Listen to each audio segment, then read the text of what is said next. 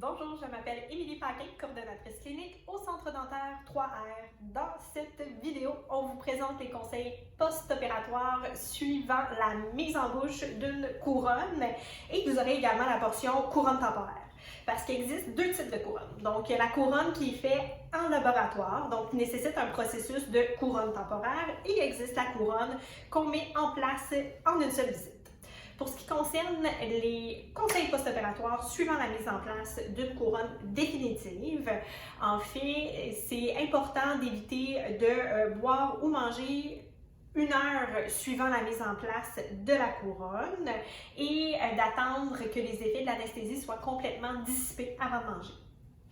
Il est possible de ressentir une sensibilité soit au niveau du site de l'injection ou au niveau de la gencive.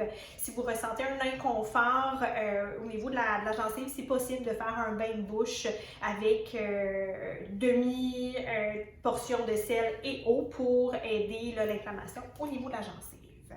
Ou sinon, c'est de brosser vos dents normalement, même au niveau de la couronne définitive. C'est possible que vous ressentiez que si toutefois vous ressentez que la dent est trop haute, que vous mâchez sur une bosse, que vous ressentez vraiment un inconfort au niveau de la mastication, ou encore que vous sentez que c'est trop haut, en fait, votre dent est trop longue, on vous invite de communiquer avec nous pour pouvoir venir faire l'ajustement de votre couronne. Ou sinon, si vous avez une couronne temporaire, c'est là qu'il y a un peu plus de détails suivant la mise en place de la couronne temporaire. Donc, si ça dit couronne temporaire, c'est temporaire. Donc, il y a toujours un risque que la couronne décimente. Rare, mais c'est possible.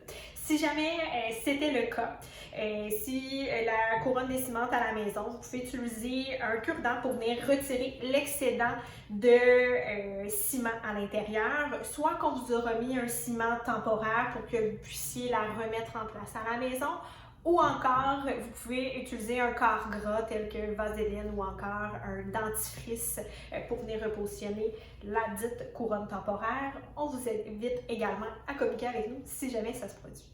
Dans tous les cas, suivant la mise en place d'une couronne temporaire, c'est important de ne pas passer la soie dentaire de part et d'autre de la couronne. Même chose que la mise en place d'une couronne définitive pour ce qui est de la mastication. Donc, vous devez attendre que l'effet de l'anesthésie soit complètement dissipé et éviter de boire manger 1 heure suivant la mise en place. C'est possible que la dent soit plus sensible au froid ou au changement de température et c'est d'éviter de manger tout aliment dur ou collant au niveau de la couronne temporaire. Donc, tire d'érable si c'est le temps des sucres ou encore les noix, carottes, croûtes, etc. Donc, si vous avez besoin d'informations complémentaires, je vous invite à communiquer avec nous en vous souhaitant une excellente journée.